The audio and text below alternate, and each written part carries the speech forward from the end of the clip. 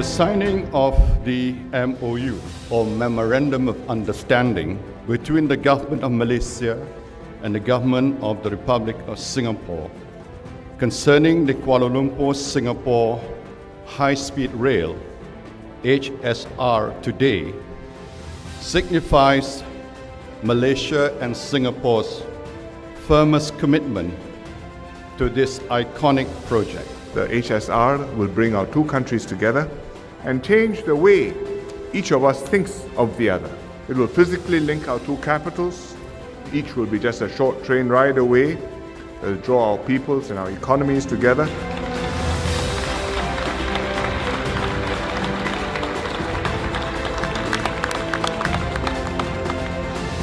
Our ministers and officials from both governments have been working very hard over the past few years. In particular, I wish to thank Dr. Sri Wahid Omar, who was then the Minister in the Prime Minister's Department, for his dedication in delivering this MOU. It's a happy and an important occasion because we are here to witness the signing of the MOU on the high-speed rail project. A joint project team is currently being set up, comprising of representatives from MyHSR Corporation and Land Transport Authority of Singapore. The two countries have made excellent progress, which is recorded in the MOU. Our officials have worked hard over the last 3 years, including over several Ramadans and Hari Rayas, and come to agreement on many key issues.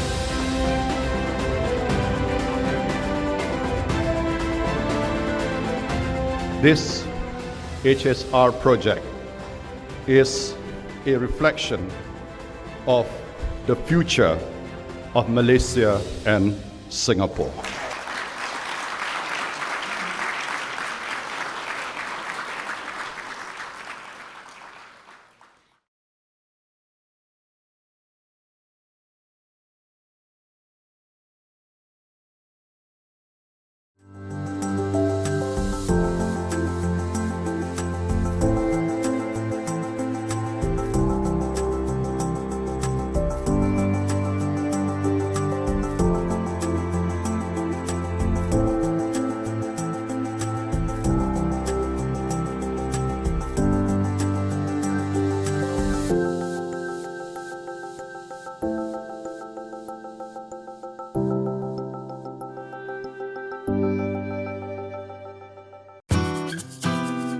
Kuala Lumpur, a cosmopolitan metropolis that is the heartbeat of Malaysia. The center of a vibrant economy that has seen an average growth of more than 7%, according to the Commission on Growth and Development. It has witnessed the diversification of Malaysia's economy over the years. So what is making KL more attractive against other hotspots in Asia? What does this city offer? In a span of 50 years, Malaysia has gone from a country that was receiving assistance from the World Bank to a country that is actually providing support through the World Bank to other developing countries. This has been a remarkable growth. This is an economy that used to rely on rubber, on primary commodities, and now is a diversified economy, and it has used growth to reduce poverty and to share prosperity. These are very important lessons for other countries throughout the world who want to learn from the Malaysian experience. The city is well on its way to becoming a high-income nation by 2020, and competitiveness in the regional market has propelled Malaysia to be creative and innovative when it comes to business. The world recognizes a potential within the ASEAN region and the opportunities it presents as a single market. Despite a very challenging global and domestic environment in 2015, the Malaysian economy recorded a growth of 5%, and Malaysia remains amongst the faster-growing economies in the region. 2016 has also looked positive, with growth figures beating market expectations. The Malaysian economy and financial system is one that is robust. This is an economy that has registered growth over the past decades, even amid the current global financial turmoil, I would say. Malaysia continues to grow at a reasonably solid pace. KL is very centrally located, so it makes it a great place to aggregate our resources in a headquarters so that we can feed the rest of our growth in the Asian countries that we're looking to grow in. The ASEAN region has a population of 630 million with a combined GDP of 2.5 trillion US dollar. Many MNCs have recognized that ASEAN is the place to do business, and Malaysia is seen as a natural gateway and a hub for doing business in ASEAN. In terms of communications, in terms of transportation, we're right in the middle of where all the action is. Malaysia itself, if you look at trade routes, we're right smack in the middle between East and West, and anybody who does business here taps into that. Hand in hand, the development of software is accompanied by the development of hardware. The landscape of Malaysia's capital city is fast changing. Building blocks that support extensive transportation systems are falling into place. Yeah, I like the direction that KL is headed over the next 5 years in terms of their infrastructure development. Compared to the other places in Southeast Asia that I've been to anyway, it's already a pretty well-planned city. There's abundant park space, they have good infrastructure, and right now they're expanding that to make it even better, to make it more convenient. And the roads are first rate. They are taking the MRT lines and they're expanding those out to the outskirts of KL. It will make even more for a more commuter-based city where people are encouraged to ride mass transit. So as a person that has actually never owned a car, so I am constantly looking for cities that are very walkable and that I can access the public transportation. And KL is certainly getting there, and I think 5 years from now it will be a very walkable, very pedestrian-friendly city. The construction of the MRT has seen the expertise of many multinationals and points to the future of infrastructure development within KL. The construction sector in Malaysia has been a major contributor to GDP growth.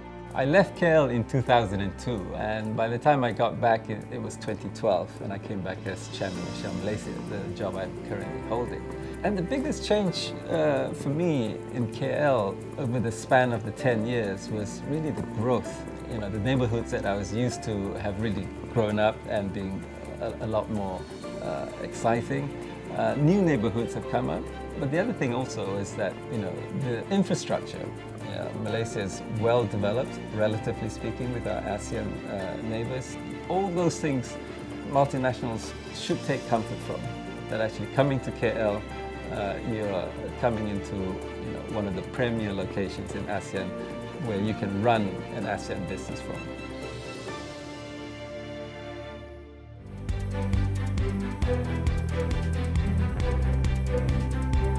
A cultural melting pot with various Asian races calling Kuala Lumpur, or KL as it is fondly known, home. Different races live within this vibrant city in harmony, whilst enjoying the best that each culture has to offer. This multiculturalism gives rise to a talent pool that is multilingual and adaptable. With a population of more than 7 million in Greater Kuala Lumpur and the government's dedication to investing in talent, it has become easy for multinational companies to source for talent in Malaysia. The government has acted on the need for productivity-enhancing reforms, hence the focus on the development of human capital. The Strategic Reform Initiative under the new economic model by the government focuses on the transformation of the workplace and the workforce. According to the Malaysian Education Blueprint, Malaysia currently has a 75% graduate employability rate, and the government aims to increase that to 80% by 2025. Hand in hand with Malaysia's rapid economic development, the country's workforce has also advanced, becoming increasingly educated and skilled.